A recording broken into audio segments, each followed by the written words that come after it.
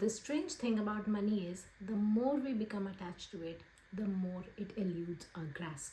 But in this video, we are going to be talking about what financial freedom is and what it looks to everyone, alongside what are the big no-nos with money, things you should not and cannot do with your money. Financial independence is different for everybody. That's the first thing we really need to remember. For one person, it could be earning £10,000 a month. For other, it could be not having to work. And all of this can be very, very daunting to think about. I personally feel the way to financial independence is not achieved only by saving your money, only by investing it, only by putting it into your pension account.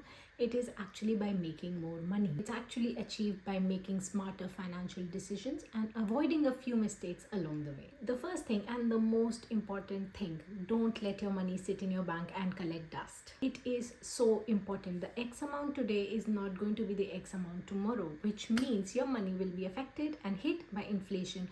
So if you have, for example, £100 in your bank today, what you can buy with that £100 today will not be the same tomorrow. It won't have the same value. You won't be able to achieve the same things. You won't be able to buy the same things with that amount of money tomorrow. So what you're doing with your money is just letting it collect dust. Whereas, invest your money. Invest your money to grow, hence making more money. Put it in real estate if you can, put it in investment plans if you can, buy SIPs, put it in fixed deposits if that is the right thing for you. It all depends on where you are in life, which we will talk about in a bit. But invest your money so that your money can make more money for you.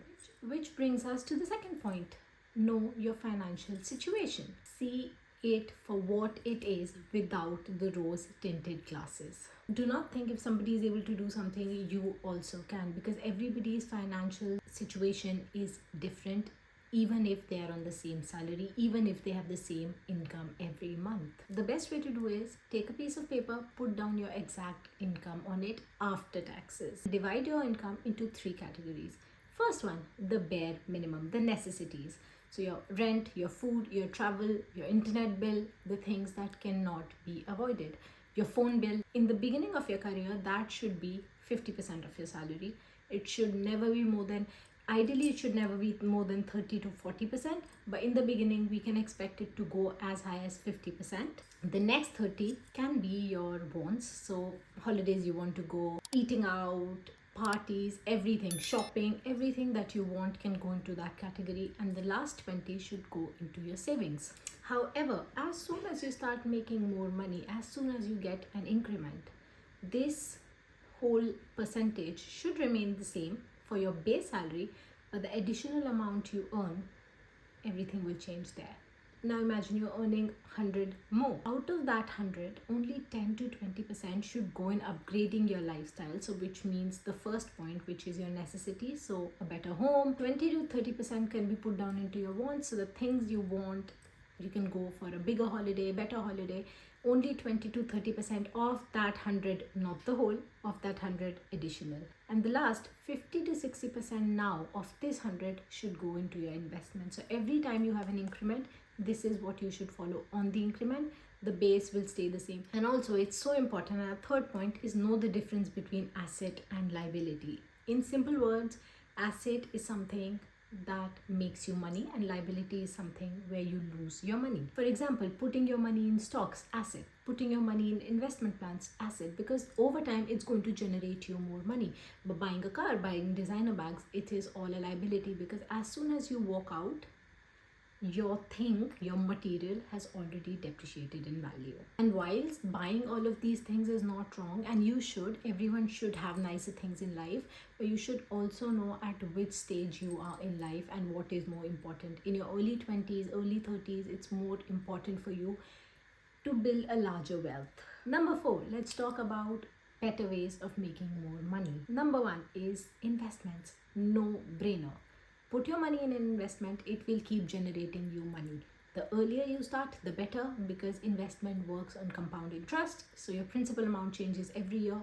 You get more interest on every year's base. But then also you should see where you can put your money depending on your financial situation. There's usually 3 types of investment plans, basically 4. So one is fixed, where it's just you are going to get that particular amount of return, nothing else, which is the slowest and not the best way. But if you are really tight, that is the more secure way of not losing money. Second is your low risk ones. Third is your medium risk ones, and fourth is high risk but high reward. So low risk, low reward, medium risk, medium reward, high risk, high reward. And never invest all of your money in high risk, because it could be giving a very good yield today, but tomorrow it might be nothing. So always have a diverse portfolio where you're putting your money, and never put everything in high risk, high reward. Second one is upskill your life so you can make more money with your skills. Learn a skill, commit to it, start freelancing, charge less, polish your skills, and then start charging more. And then eventually you can make a course about it, you can make a product about it, and you can have that skill generating you passive income. Number 5th is create an emergency fund. This is so important. You should have at least 6 months of money, cash, in your bank account or anywhere where you can take it out without having to wait whenever an emergency strikes, whenever it's a rainy day. You should always have 6 months of emergency fund. That is the first thing before investments. That's the first thing you should focus on. First build your emergency fund and then start investing. But you should always have 6 months of fund. Should something go wrong, tomorrow you're able to sustain yourself, pay all your bills. Obviously your wants will go out of the picture, investments might go out of the picture for that duration, but you should have money for food, shelter and clothes always, at least for 6 months. Eventually when you are making more money, it should be for 1 whole year. As I said, you can put it in your bank, that's not a problem, but you can also put it somewhere where it's making money on top of it as well. But make sure you don't put yourself in a situation where you need the money but they can't give you the money as and when you need. You will have to wait for a month or a week. It should be easily accessible for you. Now let's talk about what not to do. Number 1, instant loan. Big no. I didn't even know this thing existed until very recently. I saw a BBC documentary, it's available on YouTube, about instant loans and blackmailing. Never take instant loan. If you need a loan, you should always go to your bank. You should always give them all the documents, let them do your credit check and then give you a loan, instead of somebody just giving you a loan straight away with higher interest rates and all sorts of shady terms and conditions. Number 2, no easy money schemes, no pyramid schemes, no schemes that will make you more money overnight. It is not going to work. Making money is a bit of a slow process. Let's go through with it instead of trying to make more money and then finding ourselves in weird, dodgy situations. So no to becoming a millionaire overnight. And number 3, never take loans for your wants and desires. If you want to go on a holiday, do not take a loan for it. You should not take a loan for buying a designer bag. These things are not worth your loan. Loan, even though it can help you in situations, it is not for situations when you want to go on a fancy holiday or you want to buy a designer bag. It should only be used when there is no other option, because you will have to pay your loan plus the interest in it. It does not make sense. And once you get into the habit of going on holidays on loan, it's going to be a bit of a difficult trap to come out of. So let's not. Lastly, always remember, money is a tool, it's not your end destination. It will enable you to do things that you want to do. It will enable you to buy things that you want to buy. It will enable you to live a lifestyle that you want to live. So it is a tool, it is not the end goal. So make it work for you, don't work for it. Change your mindset from penny pinching to earning, making more money. You don't need to save everything. Instead, you just need to be very smart with your money so that you can make your money work for you instead of the other way that I've already said. And lastly, remember, the fear you have of money are mostly not even yours. So this is food for thought. This is something you should really think about. And if you journal, you should journal about it. If you have fear, if you have a scarcity mindset about money, if you are scared, if you're not in a very healthy relationship, where is it coming from and how can we make it better?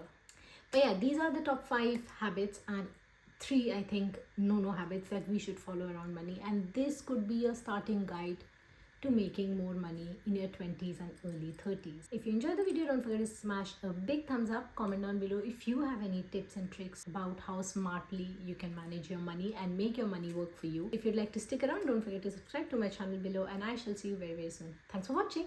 Bye.